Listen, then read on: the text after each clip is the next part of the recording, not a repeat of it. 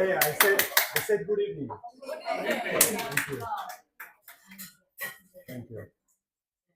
So, my name is Eitan.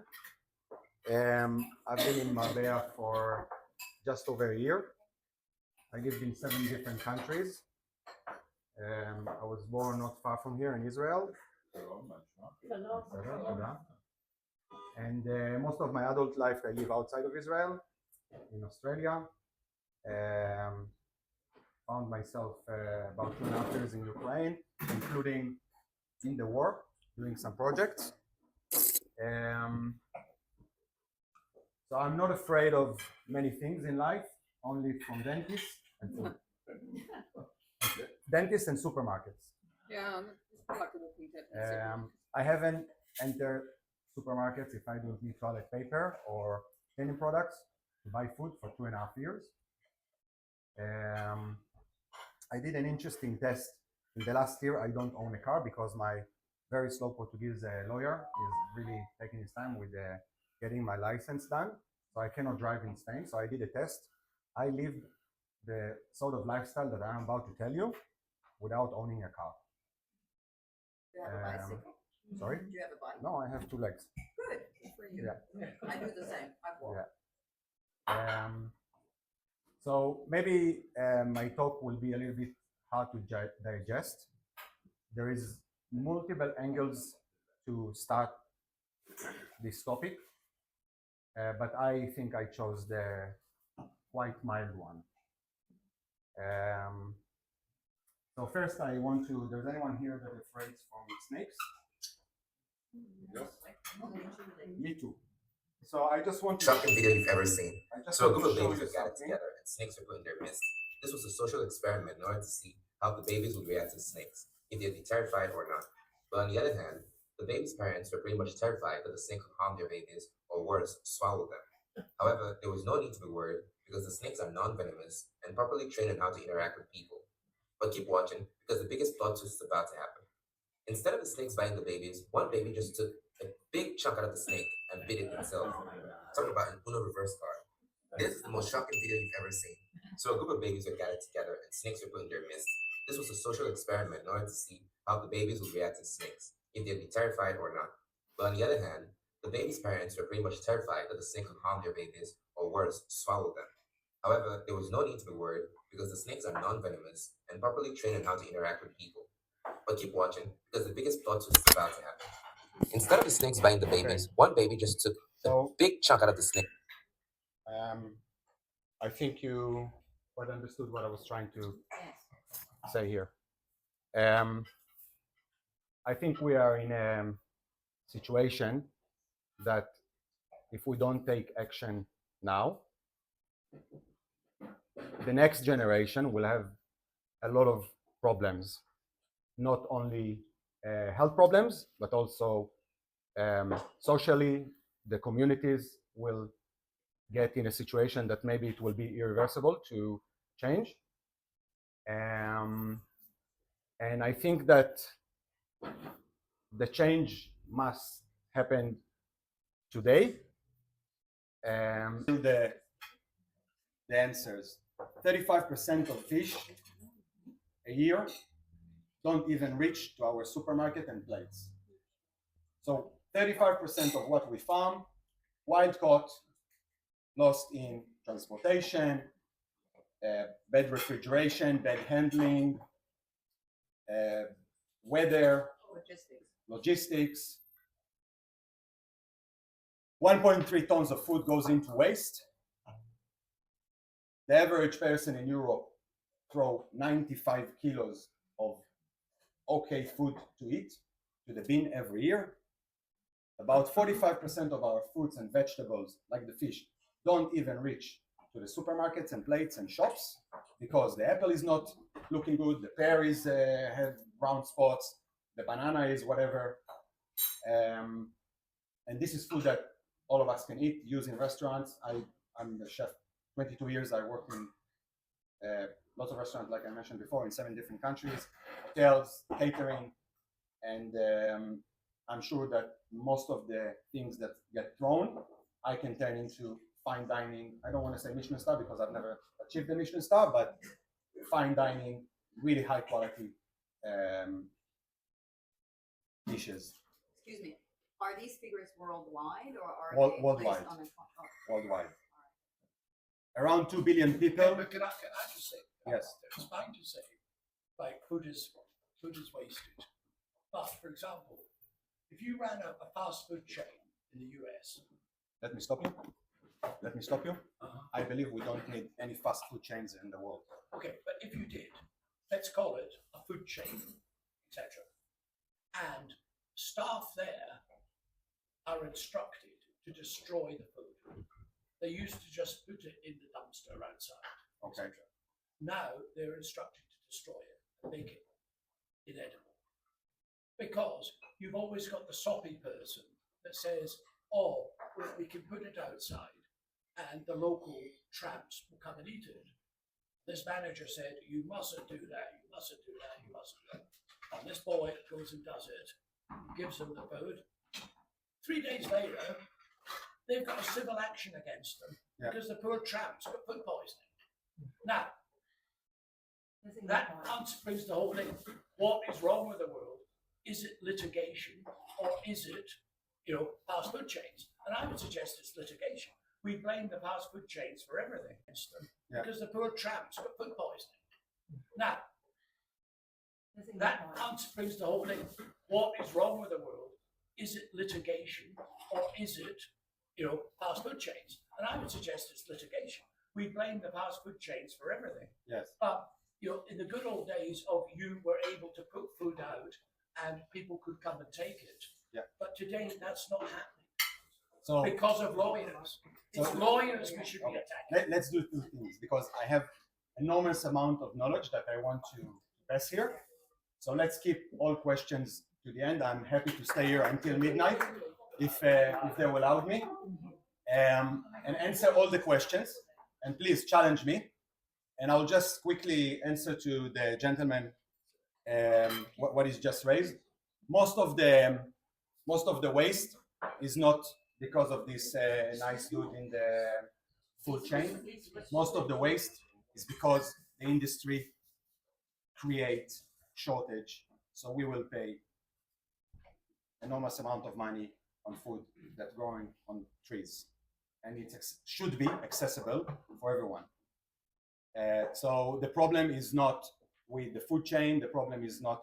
I think we should, like McDonald's and Burger King and Domino's should not be exist. If that's up to me, if there is a button here to close tomorrow all the food chains around the world, I will do it, including the supermarkets, and basically start, because this system doesn't work. The supermarkets don't work. Why do you say that? Hey? Why do you say that? Why don't they work? Why doesn't it work? No. It doesn't work for us, as in health and social and economy Okay, that's how you view. mean it doesn't work. That's how I measure it. Oh, okay. The supermarket, it works great for them because 51% of what's happening in Spain owned by the big supermarkets. Okay. It's the So local it's not- farmers. So what you're trying to say, just so I understand, you're saying it's not consumer friendly. It's not as beneficial Yes, for the consumer. Exactly. Health Consumer is beneficial. lazy though. Okay. Exactly. The trouble is people are lazy also. Sorry. A lot of people are lazy. They want it all quick and fast nowadays. People don't That's cook, what we. Okay, we will get to that. How we can. But guys, let's first. Let's keep the comments Yeah. and the questions Exactly. for the end. Exactly. All right, comments and questions for the end, please. Thank Thank you. you.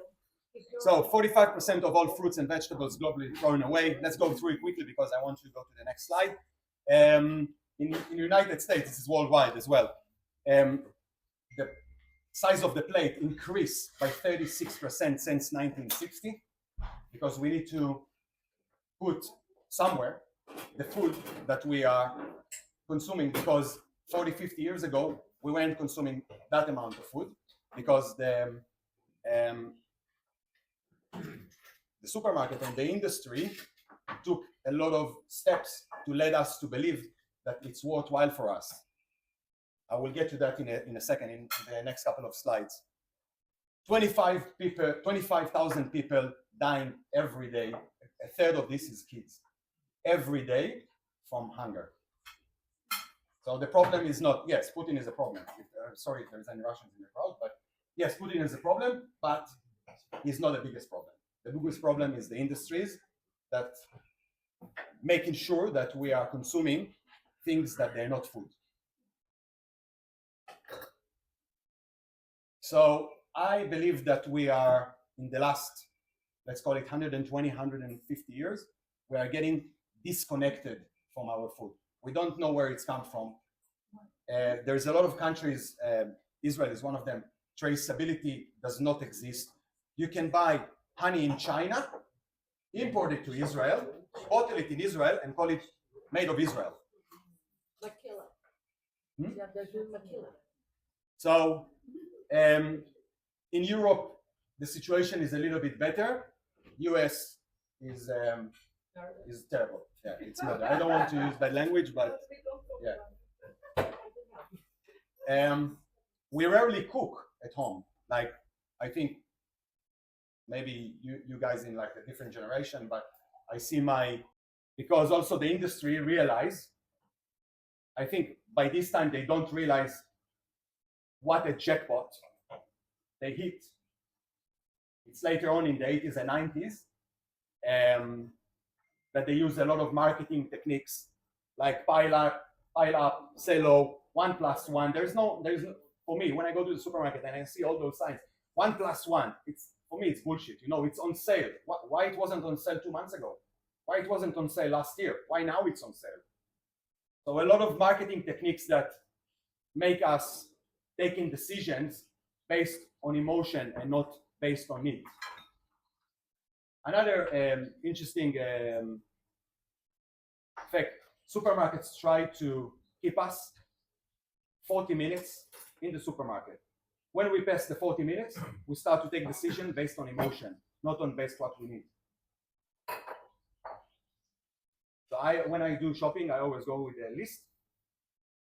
I always plan my at least 2-3 days ahead. I know exactly what I'm eating. Usually at home, I eat the same kind of things for 2-3 days, and I make sure that my diet and menu is diverse. Which most of the people, or 63% of the Americans, their diet is not so diverse because they diet based on 5 ingredients, which is soy, corn, sugar, salt, and wheat. So if you really think about it, all pasta, starches, white flour, all the diverse diet that we are eating today, it's not so diverse. Can I just say that I think that slide needs a bit of a mention. Like in the UK, rationing was extant until 1954, beginning of 1954. Rationing? What do you mean? Rationing. You were allowed to buy that much of butter per week, per family. Yes. And that much of meat. And I don't know about other countries. So, this was all happening in the States.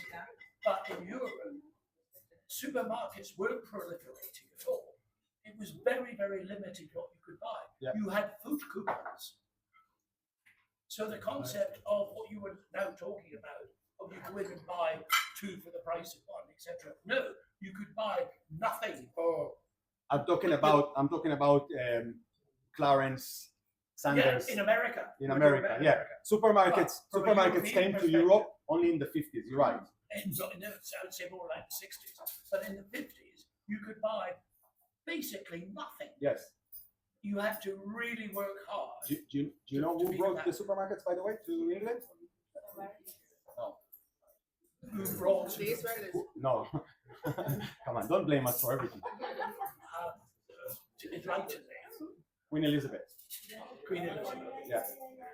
So she went for a visit in America, and she saw these amazing things, and they told her, look, this is a convenience store. Everything is so convenient because it's packed. You see how easy is it? You just you go to the till, you pay, and off you go. So, wow, it's amazing. We have lines in UK. We need to wait for the person to finish, pack everything up, and then we can leave. And she looked at it from a very different. I think you disagree with me, but I don't think Queen Elizabeth was ever in a supermarket. yeah, but she understood the concept. I don't think she did. She understood the concept. Because for her to have gone to a 10 minutes. supermarket, Okay, so we gotta hurry up. Comments and questions at We the gotta end, hurry up. please. 60s, 70s. Microwave in almost every house. Airline food become inspirational.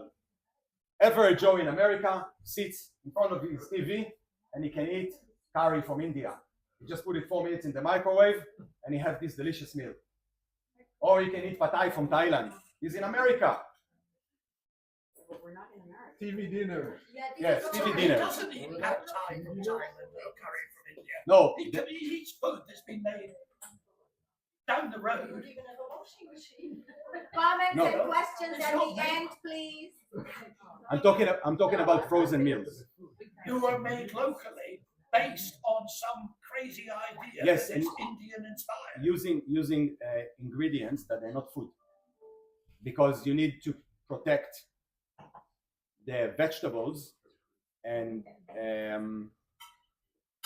other ingredients you put in and make it taste better by using a lot of sugars and salts and other ingredients that are not food. Fast food is booming. Health and flavor compromise for speed and convenience. TWA did an amazing marketing thing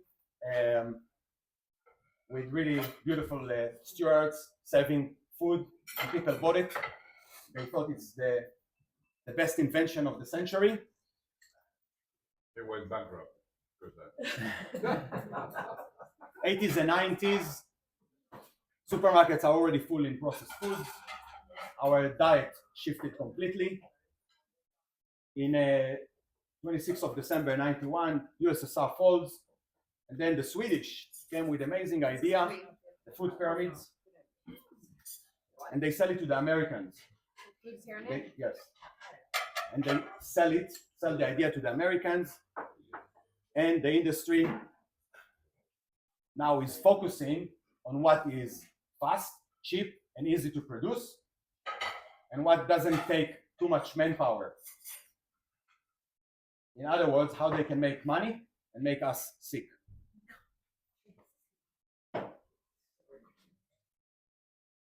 I had another photo here.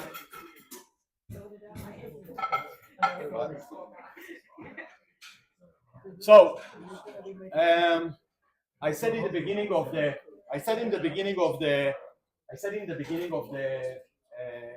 talk that it's going to be hard to digest. I'm not here to agree with everyone, or this is what I think that what we should do and how I live, and I think that other people should do it too. So instead of the food pyramids, maybe I will be able to sell this to the Americans and become rich one day.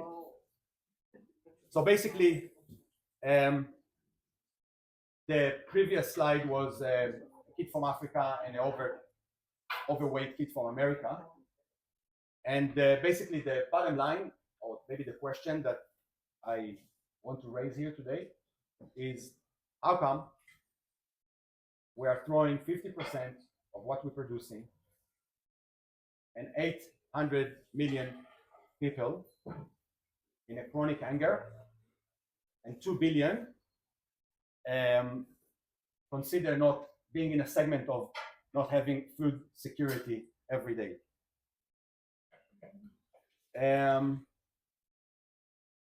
So basically, this is the way that I believe we should move forward.